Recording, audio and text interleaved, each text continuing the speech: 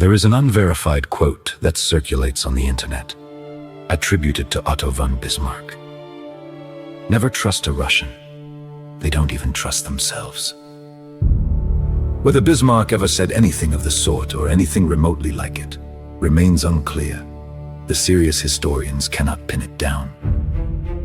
And yet the sentiment obviously resides somewhere among the German people, and very probably among peoples well outside Germany. It has the ring of something Europeans have long wanted a great authority to have said. Of course, what we accuse others of very often applies equally to ourselves. The history of European statecraft is not a chronicle of transparent good faith. Bismarck himself was not above calculated deception when it served his purposes. There is a second remark attributed to him, this one quoted by Russians rather than Germans, that is equally revealing for being repeated, verified or not. I am not interested to know their intentions. I am interested to know their capabilities. Whether Bismarck said it or not, it describes with uncomfortable precision the logic that has governed great power relations for centuries, and that governs them still. It is the logic that would eventually make the placement of missiles in Poland and the question of Ukrainian NATO membership not merely a political irritant to Russia, but an existential provocation. But we are getting ahead of ourselves. We begin, properly, with hope.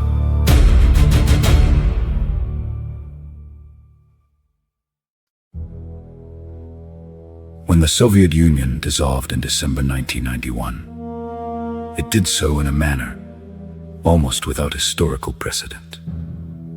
A vast empire, one that had subjugated nations, deported peoples and maintained its dominion through the permanent threat of force, came apart not through military defeat but through exhaustion and through the extraordinary decision of its own leadership to let it go.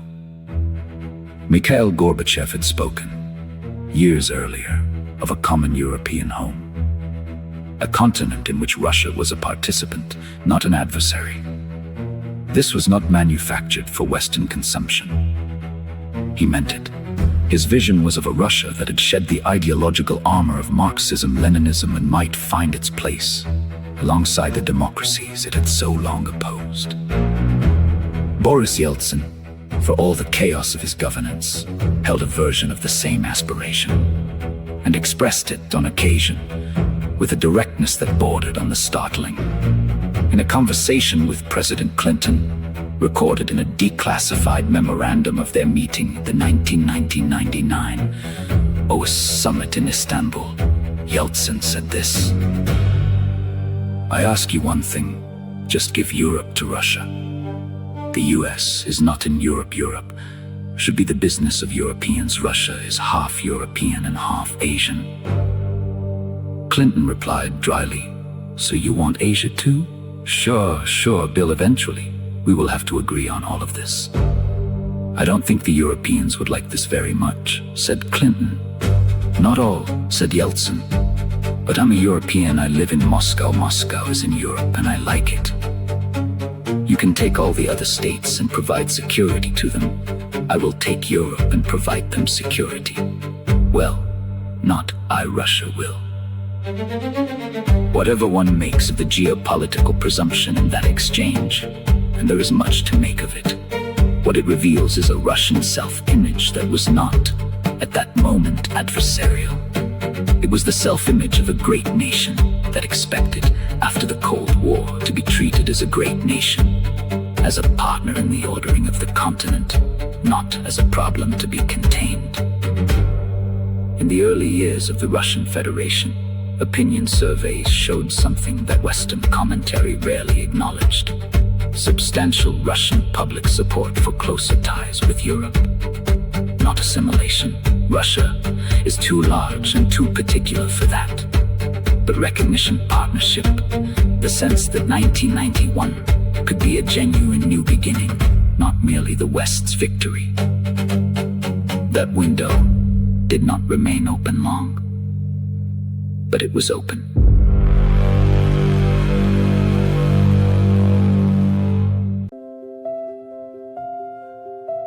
The narrative that dominates discussion of post-Soviet Russo-European relations is a military one. Relative force, the balance of power, NATO expansion. It is not wrong, but it is radically incomplete. What is almost never discussed is the degree to which Russia, in the years after 1991, participated in, and sometimes initiated, precisely the kind of international scientific and institutional cooperation that one associates with peaceful, outward-looking nations. The International Space Station Russia was not merely a participant. It was, for long stretches, an indispensable one. The Russian Soyuz capsule was, for years, the only reliable means of transporting astronauts to and from the station, including American astronauts. At moments of political tension that might have severed other ties, cosmonauts and astronauts continued to work side by side in orbit. The station became, in some respects, the most sustained example of post-Cold War Russo-American cooperation in existence. ITER, the International Nuclear Fusion Project, sited in southern France, representing the most ambitious attempt in human history to replicate the energy of the sun.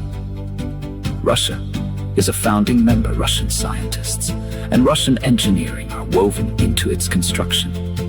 It is, by design, a project that no single nation owns, and that functions only through the willingness of its participants to share knowledge that has historically been among the most closely guarded on Earth.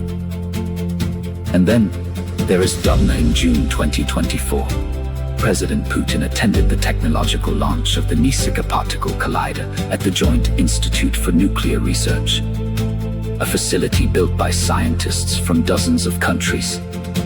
He noted, with evident satisfaction, that the cooperation sustaining this project was something that even those nations that had declared themselves hostile to Russia had been unable to prevent.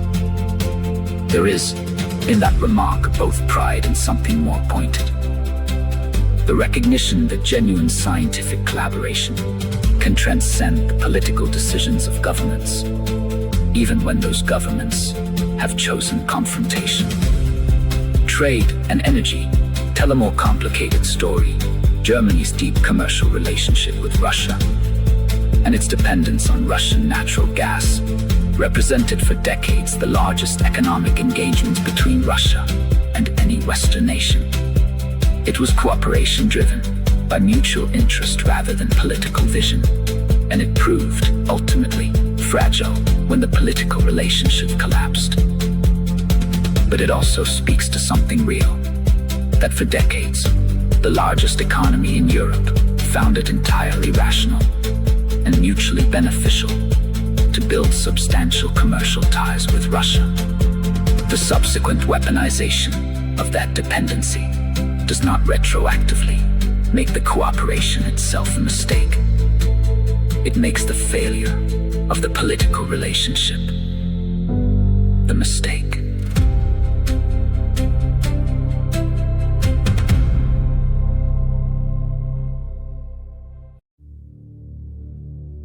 Much controversy surrounds what was, or was not, communicated to Soviet and then Russian leaders about NATO expansion between 1990 and 1997.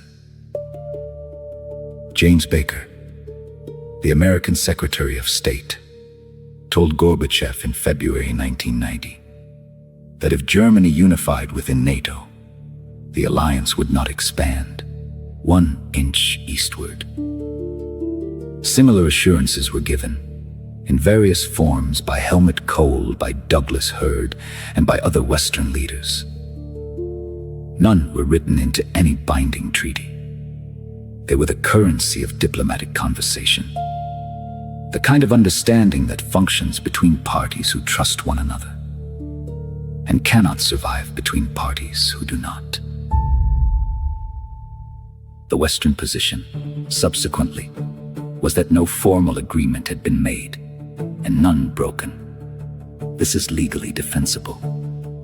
Whether it is honorably defensible is another question, one that lawyers can answer more comfortably than historians.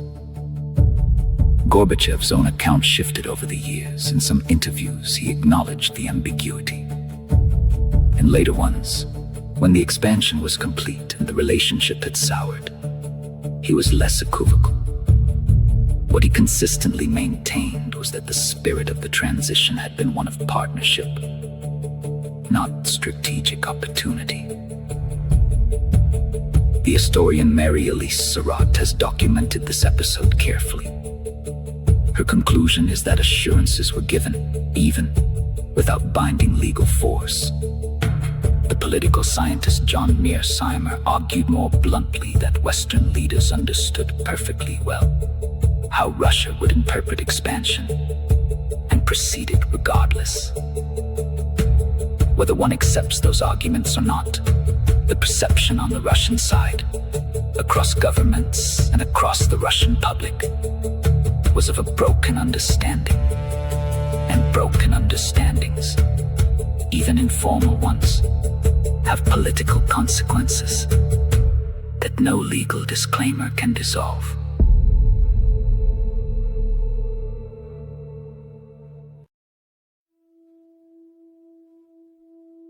It is difficult, from within Western Europe or North America, to fully inhabit what the 1990s felt like for ordinary Russians. The Soviet collapse was not experienced by Russians as liberation in the way it was experienced in Prague or Warsaw or Vilnius. It was experienced as humiliation, as the sudden, disorienting loss of something that had been, whatever its crimes, the framework of an entire civilization's savings evaporated. Institutions collapsed. Life expectancy fell. The social contract, however distorted, disintegrated almost overnight.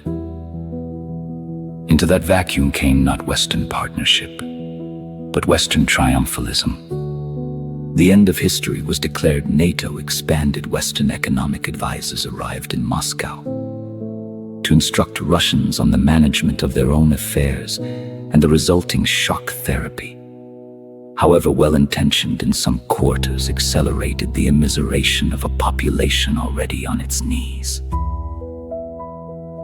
What Russians heard, consistently, from European and American leadership through the 1990s and into the 2000s was not, "You are welcome here." What they heard was a language of conditionality.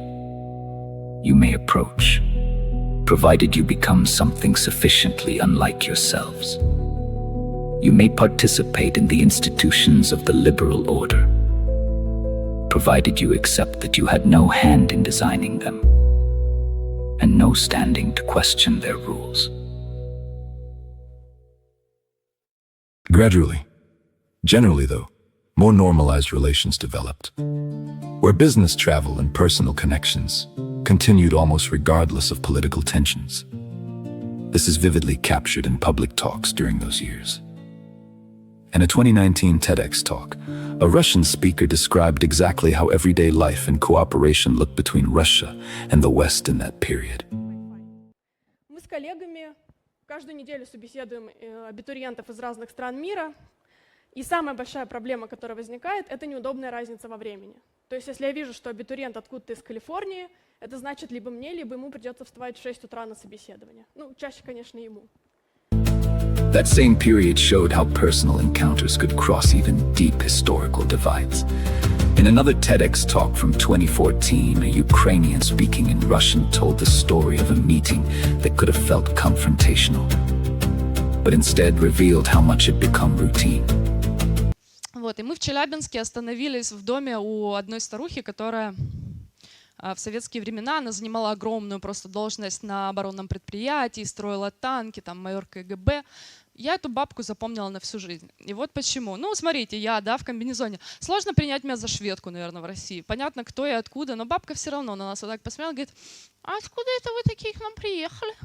Я говорю, ну, мы украинцы из Украины. На что она мне ответила, говорит, какие украинцы? Я вот в 1976 году в Харькове танки строила. Не было там никаких украинцев. Не существует украинцев. Все, нет вас. Я на нее смотрю и понимаю, что это, ну, вот у меня в голове просто вот картинка не сходится. А потом я поняла, что до сих пор, не только в России, здесь, в Украине, в Беларуси, во многих бывших советских республиках до сих пор живет огромное число людей, которые ментально по-прежнему находятся в Советском Союзе. И последние вот 20 лет истории, это, ну, для них как помехи в телевизоре, которые вот любимую передачу мешают смотреть. И то, что она сказала, сперва меня дико обидело и задело. Но потом я поняла одну очень важную вещь. Не важно, что вам говорят другие, важно то, во что вы сами верите. Никогда не позволяйте другому человеку растоптать вашу внутреннюю веру. These were not isolated experiences. They reflected a broader mood, a widespread assumption that even with disagreements, the relationship had settled into a stable, predictable pattern. And it was a feeling shared across the whole continent. International relations expert Tom Sawyer put it clearly in 2018. Between 2015 and 2020, you saw it everywhere. Business as usual in energy, cultural exchanges, academic partnerships, regular diplomatic meetings. Leaders said it openly. We need normal relations. It wasn't perfect. There were disagreements, but the default was cooperation, not conflict. Most people, most governments assumed this was the new normal. For 5 years, that was the reality. Political tensions existed, certainly, but underneath, the machinery of cooperation kept turning. People traveled, traded, met, and talked as if the divide was something that could be managed, something that would not destroy the connections built over decades. Almost no one imagined how quickly or completely that normality would vanish. Ich finde, dass wir alle daran schuldig sind. Vor allem wir, die Politiker, denen einfache Bürger unseren Staaten ihre Sicherheit anvertraut haben. Und geschieht es vor allem darum, weil wir es immer noch nicht geschafft haben, die Veränderungen zu erkennen, die in der Welt die letzten 10 Jahre geschehen sind. Wir leben weiterhin im alten Wertesystem. Wir sprechen von einer Partnerschaft. Nur in Wirklichkeit haben wir immer noch nicht gelernt, einander zu vertrauen. Trotz der vielen süßen Reden, heimlich leisten wir weiterhin Widerstand. Mal verlangen wir Loyalität zur NATO, mal streiten wir uns über die Zweckmäßigkeit ihrer Ausbreitung. Wir können uns immer noch nicht über die Probleme des Abwehrraketensystems einigen und so weiter und so fort. Vladimir Putin's address to the German Bundestag in September 2001. Delivered partly in German, a gesture remarkable enough in itself, is worth pausing on. He spoke of Russia as a friendly country in Europe. He asked, in terms that were unmistakably sincere in tone, about the possibility of closer cooperation with NATO, about Russia's potential place in a broader European security architecture. The Bundestag applauded warmly. The follow-through on the Western side was not forthcoming. It is not necessary to think well of Putin's subsequent governance, and there is much in it that warrants severe criticism. To notice that the man addressing the German parliament in its own language in 2001 was reaching towards something. The West did not reach back with anything commensurate. Then came Kosovo, a NATO military action conducted without UN Security Council authorization, which Russia had opposed. Then Iraq, then Libya. Each time, a rules-based international order was invoked that seemed from Moscow to apply to everyone except the nations administering it. The rules, as Russia experienced them, were rules for the governed, not the governors. By 2014, the annexation of Crimea and the outbreak of war in eastern Ukraine brought relations to their lowest point. Since the Cold War sanctions were imposed, diplomatic channels froze, and the talk was all of confrontation and new division. Yet, what is rarely remembered is what happened next. Between 2015 and 2020, a quiet, widespread assumption took hold that even with tensions, the relationship was settling into a new, stable, normal pattern. Liz Truss visited Moscow in February 2020, 22 days before the invasion of Ukraine, to communicate that Britain would stand with its NATO allies. The Russians found the visit, by most accounts, unnecessary and high-handed, a performance for a domestic audience, not a serious diplomatic engagement. On the 27th of February 2022, 3 days after the invasion began, the German Bundestag convened an emergency session. Speaker after speaker, as one voice in the chamber observed, competed in a race to burn the bridges eastward as quickly and completely as possible. Financial channels, energy pipelines, air corridors. One voice argued differently. Tino Kruppala, the AfD faction leader, an East German, and he said so deliberately, reminded the chamber that German reunification had been made possible partly by Russia, underwritten by the withdrawal of Russian troops from East German soil in 1994. We thank Russia for this to this day. He called for Germany to gather all partners at the negotiating table, to abandon the mental corridor of East-West conflict, and to plan not how to worsen relations, but how to guarantee prosperity and peaceful coexistence for all nations, from Vladivostok to Lisbon. He noted that Valery Gergiev, conductor of the Munich Philharmonic, a Russian, had been given until the following Monday to publicly distance himself from Russian government policy or lose his position. The speaker named it with a word that carries very specific weight in German historical memory: Sippenhaft, collective punishment by association, guilt by nationality. He was largely alone in the chamber. He spoke anyway. Auch dadurch wurde vor 32 Jahren die deutsche Einheit ermöglicht, untermauert durch den Abzug russischer Truppen im Jahr 1994. Dem müssen wir Respekt zollen, und das sage ich ganz bewusst auch als Ostdeutscher. Wir danken Russland bis heute dafür. Liebe Kollegen, Schuldzuweisungen und Schuldzuschreibungen erzeugen keine Lösung, sondern heizen den Konflikt immer weiter an. Vielmehr stimme ich allen Rednern zu, die sich für Deeskalation, Entschärfung in Worten und Taten stark machen, und ich rufe selbst zur Mäßigung auf. Wir alle wollen Frieden in Deutschland und Europa. Und deshalb, werte Bundesregierung, versammeln Sie bitte alle Partner am Verhandlungstisch, verlassen Sie den Denkkorridor des Ost-West-Konfliktes und skizzieren Sie eine gemeinsame Zukunft des europäischen Kontinents. Dafür müssen wir im Dialog bleiben. Mögliche Lösungen setzen Zugeständnisse auf beiden Seiten voraus. Und Herr Scholz, Sie haben heute leider den Kalten Krieg reaktiviert mit Ihrer Rede. Das muss ich so deutlich sagen. Leider sehe ich in einem Moment, und das habe ich in den Vorreden alles schon gehört, einen Überbietungswettbewerb, am schnellsten und am effektivsten die Brücken nach Osten abzubrechen. Zum Beispiel die Geldströme oder Nord Stream, wie Herr Bundeskanzler Scholz das möchte, oder Verkehrswege, sodass Aeroflot nicht mehr landen darf. Und da muss man wirklich die Frage stellen, wem nutzt das? Wem nutzt das und welche Folgen erkaufen wir uns damit? Und Herr Merz, Sie haben von Interessen gesprochen. Welche Interessen Sie verfolgen, das wissen wir alle. Deutsche Interessen sind es definitiv nicht. Und wir müssen fragen, welche sozialen Folgen hat Ihre Politik für die deutschen Bürger? Diese müssen schon jetzt überall mit steigenden Preisen leben lernen. Stichworte Benzinpreise, Heizkosten, steigende Inflation. Denken Sie bitte auch daran, welche Signale Sie den nachfolgenden Generationen geben. Wollen Sie allen Ernstes die Bundesregierung sein, die wieder Soldaten in einen Krieg gegen Russland schickt? Das lehnen wir ebenso ab wie die Lieferung von Waffen in Kriegsgebiete. Werte Kollegen, wir als Deutschland in der Mitte Europas sind leidgeprüft. Und gerade wir könnten mit unseren Erfahrungen eigenständig und selbstbewusst für ein stabiles, sicheres Europa aufdrehen und neutral in diesen Konflikt vermitteln.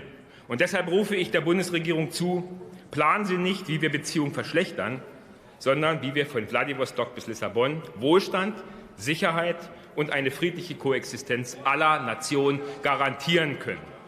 Wir brauchen Stabilität. Es darf auf keinen Fall darin münden, dass Sie schon jetzt die nächste Migrationswelle planen. Wer wie wir die Ukraine als eigenständigen Staat betrachtet, muss sich auch für diesen einsetzen und nicht dessen Destabilisierung begünstigen.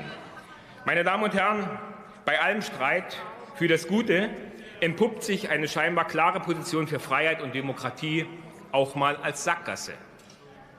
Der Chef der Münchner Philharmoniker, Valeri Gergiev, soll sich von russischer Politik distanzieren, weil er Russe ist. Ich weiß nicht, Herr Merz, ob das für Sie auch ein Repräsentant ist. Er soll sich bis Montag entscheiden, ansonsten wird sein Arbeitsplatz gekündigt. Ist das ein Einzelfall oder werden bald alle russischen Bürger in Deutschland in Sippenhaft genommen? Das ist wirklich unfassbar.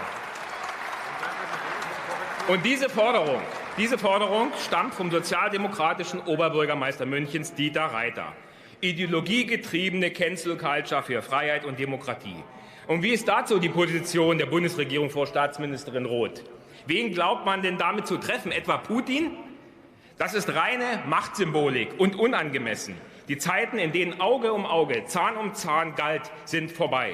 Meine Damen und Herren, ebenso wichtig wie die deutsch-französische muss die deutsch-russische Freundschaft sein. Gegenseitige Achtung und Respekt sind die Grundlage für eine gemeinsame Zukunft. Stabile Verhältnisse auf einem europäischen Kontinent sind dabei in unserem Interesse. Ein neues Wettrüsten lehnen wir ab. Und deswegen diese 100 Milliarden, Herr Scholz, das ist wirklich irre. Als Fraktionsvorsitzender und Bundessprecher der Alternative für Deutschland werde ich mich persönlich weiterhin für den Dialog mit allen Verhandlungspartnern und für den Frieden einsetzen. Vielen Dank. Around the same time, a young German journalist named Alina Lipp was living and reporting in Donetsk, filing dispatches for her Telegram channel about what she observed in the Donbas. She walked past the Alley of Angels, a memorial lined with soft toys and flowers, marking the children killed in the conflict in the years before, 2022, and filmed herself reading a letter from the German authorities. Her online content had been deleted, her bank account had been frozen.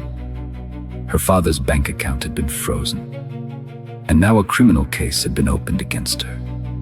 The charge, in essence, reporting on events in terms that could be construed as supporting the Russian operation. The potential sentence, 3 years in prison. She noted, with a calm that was more unsettling than anger, that the official letter informing her of the criminal prosecution bore, at its head, a large letter Z, the very symbol that Germany had simultaneously banned as an expression of support for that same operation. She noted also that the authorities had decided not to invite her to a hearing, on the grounds that this would disturb their investigations. Prosecution without being heard, in a country whose legal tradition considers the right to be heard a foundational principle. The Alley of Angels, the memorial where she stood, had at some point had its Wikipedia entry removed. A page describing a monument to dead children was considered too editorially problematic to permit in its original form. A revised version was eventually restored. None of these episodes, taken alone, proves anything. The prosecution of Lipp may have had legal justification under the statutes as written. The removal of the Wikipedia entry may have been a routine editorial dispute. The treatment of Georgiev may reflect a considered institutional position on artists and political neutrality. Tino Kruppala spoke for a party with its own considerable problems. But the pattern they form together is not nothing. At the diplomatic level, the parliamentary level, the journalistic level, and the encyclopedic level. In the same weeks and months, the space for a different account of events was being actively narrowed, not through crude censorship of the Soviet kind, but through the quieter mechanisms of financial pressure, legal threat, editorial revision, and social marginalization. A rules-based order that cannot tolerate the reporting of inconvenient facts is not, in any meaningful sense, distinguishable from the orders it defines itself against.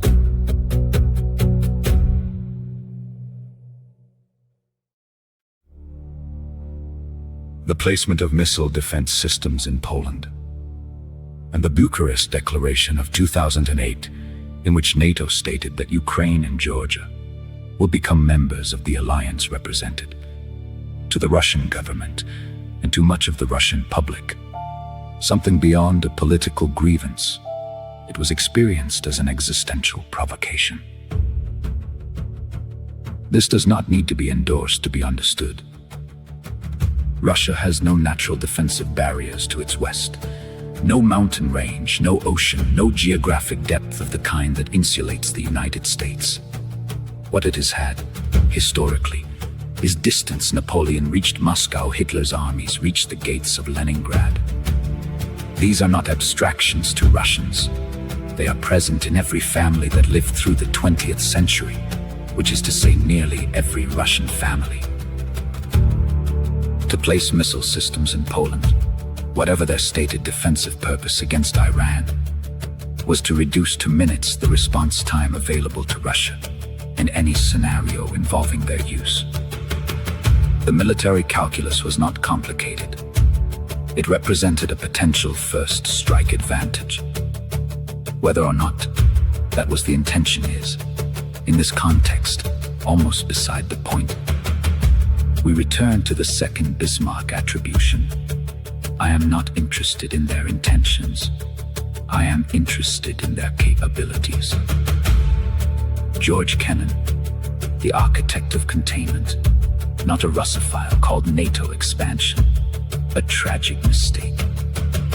He predicted, with considerable precision, that Russia would react with hostility, and that the expansion would inflame Russian nationalist sentiment and bring to power leaders less moderate than those then in office.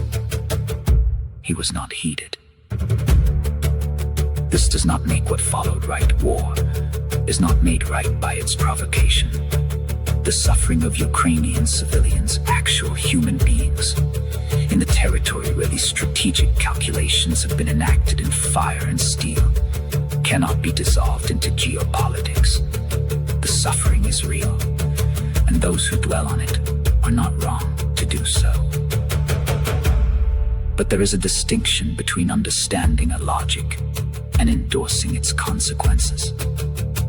A nation that was promised partnership and offered humiliation instead, that watched its security perimeter contract for 2 decades, that saw the institutions of the post-Cold War order applied against it with a consistency they were never applied against others, and that eventually concluded that only a forceful response would arrest the process. That nation was not acting irrationally.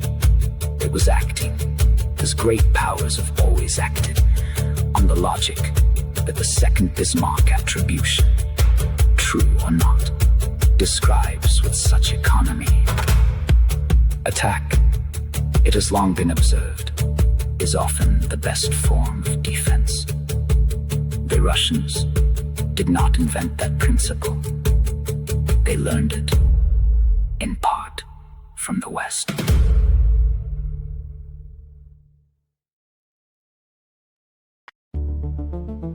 History is not a courtroom. It does not require us to assign guilt before we are permitted to acknowledge complexity. What this essay has tried to hold in view is a single, often overlooked fact, that Russia, at the end of the Cold War, was not simply a defeated adversary waiting to be administered. It was a nation, vast, wounded, complicated, that contained within it genuine hope for a different relationship with Europe. That hope was expressed in diplomatic conversation, in scientific collaboration, in cultural overture. It was not reciprocated with anything equal to it. The failure was not one of malice, for the most part. It was a failure of imagination. the inability of Western policymakers, shaped by decades of containment thinking, to conceive of Russia as anything other than what it had been. The categories of the Cold War proved more durable than the Cold War itself.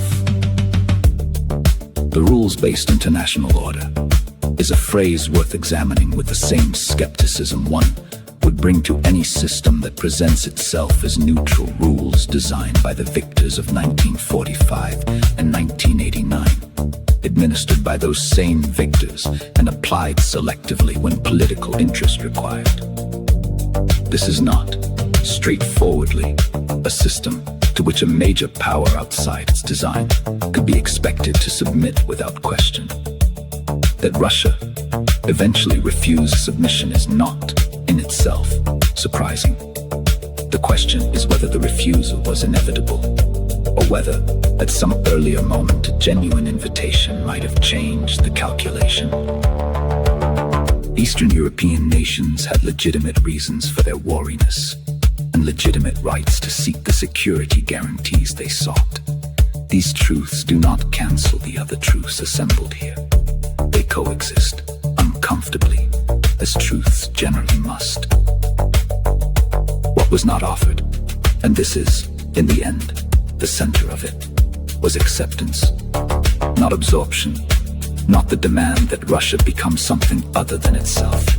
Simply, the recognition that a nation which had voluntarily relinquished its empire and opened its doors to the world, its scientists, its cosmonauts, its engineers working alongside those of nations that would later call it an enemy, might have deserved to be welcomed, not merely tolerated, at careful distance, while the alliance that had been its adversary for 40 years advanced methodically to its frontier.